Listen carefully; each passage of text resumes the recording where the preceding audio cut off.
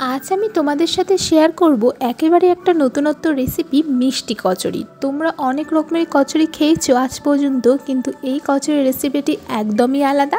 কোনো রকম পুর ছাড়াই আমরা এই মিষ্টি কচুরিটা তৈরি করে দেখাবো। আর যেহেতু সামনে দুর্গাপুজো, আর দুর্গাপুজোতে এইরকম কচুরি তোমরা বানিয়ে বাড়িতে স্টোর করে রাখতেই পারো অতিথি আসলে আপ্যায়নের জন্য। আর যেসব উপকরণ রাখছে সেগুলো খুবই সামান্য, যেগুলো আমাদের বাড়িতেই থাকে। তো চলো ভিডিওটা ঝটপট আমরা দেখে নিই। কিন্তু তার আগে বলে দিই, তোমরা যদি আমার চ্যানেলে প্রথমবার এসে থাকো তাহলে আমার চ্যানেলটাকে প্লিজ সাবস্ক্রাইব করে পাশের বেল আইকনটাকে প্রেস করে দিও, যাতে নতুনত্ব ভিডিও আপডেট সব থেকে তোমার কাছে প্রথমে যায়। তো শুরুতেই আমরা দেখে নেব আমাদের কি কি ব্যবহার করতে হচ্ছে। আমি এখানে ব্যবহার করছি 2 বাটি ময়দা,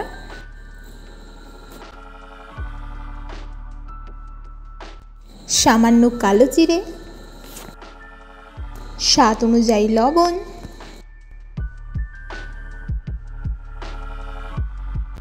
আর দিয়ে দেবো 2 চামচ চিনি। যেহেতু এটা মিষ্টি কচুরি তাই একটু আমরা চিনির পরিমাণ একটু বেশি দিয়েছি, কিন্তু খাওয়ার সময় আমাদের অতিরিক্ত চিনি একদমই লাগবে না। নুনচা স্বাদ আর মিষ্টি স্বাদ দুটো মিলিয়ে থাকবে এই কচুরির টেস্ট।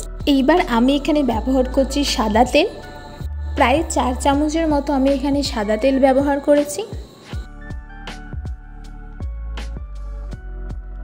এইবার আমরা এই ময়ামটাকে খুব ভালো করে মেখে নেব।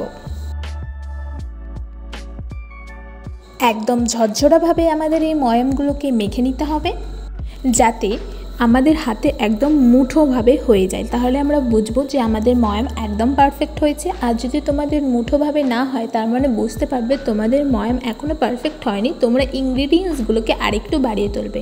এইবার আমরা দিয়ে দেব অল্প পরিমাণে জল।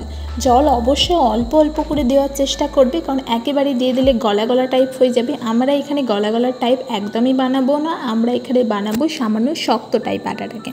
তো একটু একটু করে তোমরা জল দিবে আর সেটাকে মাখবে খুব ভালো করে।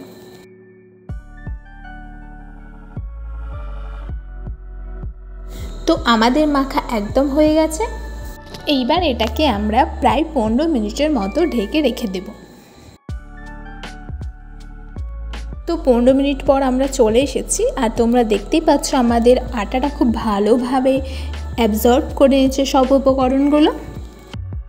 এইবার আমরা বানাবো ছোট ছোট সাইজের কচুরি। তো আমরা ভালো করে এই আটাটাকে মেখে নিয়ে ছোট ছোট লিচি কাটবো।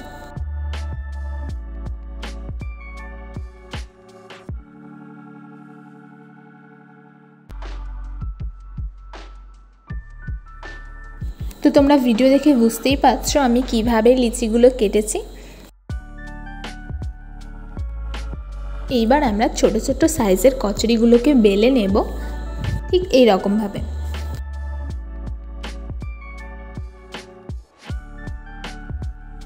আর কাঁটা চামচ দিয়ে ওর ভিতরে ছোট ছোট ছোট ছোট ফুটো ফুটো করে দেবো, যাতে একটু দেখতে ভালো লাগে। আর যেহেতু এটা কচুরি খুব একটা ফুলবে না, কারণ আমরা এটা পুর ছাড়া কচুরি বানাচ্ছি, তাই জন্য আমরা এরকম প্রসেসটা করছি। আর যদি আমরা পুর দিয়ে কচুরিটা বানালাম তাহলে অবশ্যই এরকম আমরা একদমই করতাম না। তোমরা দেখতে পাচ্ছ আমি অনেকগুলো কচুরি বেলে নিয়েছি। এবার আমি কড়াইয়ে বসিয়ে দিয়েছি সাদা তেল, আর তেলটাকে আমরা খুব ভালো করে গরম করব, আর আঁচ থাকবে লো টু মিডিয়াম। তারপর আমরা এক এক করে কচুরিগুলোকে তেলের মধ্যে ছেড়ে দেব, আর হালকা আছে আমরা এটাকে ভালো করে ভাজবো, হালকা লালচে লালচে কালার হওয়া পর্যন্ত।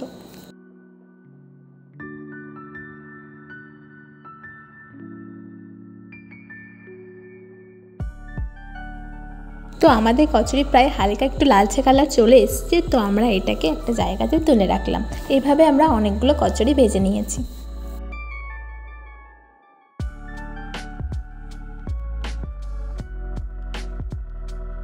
তো বন্ধুরা তোমরা দেখে বুঝতেই পারছো কত সুন্দর এই কচুরির কালারটা এসেছে।